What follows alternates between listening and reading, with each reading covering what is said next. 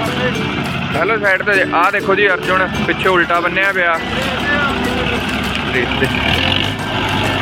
ते video trolley jitter 2011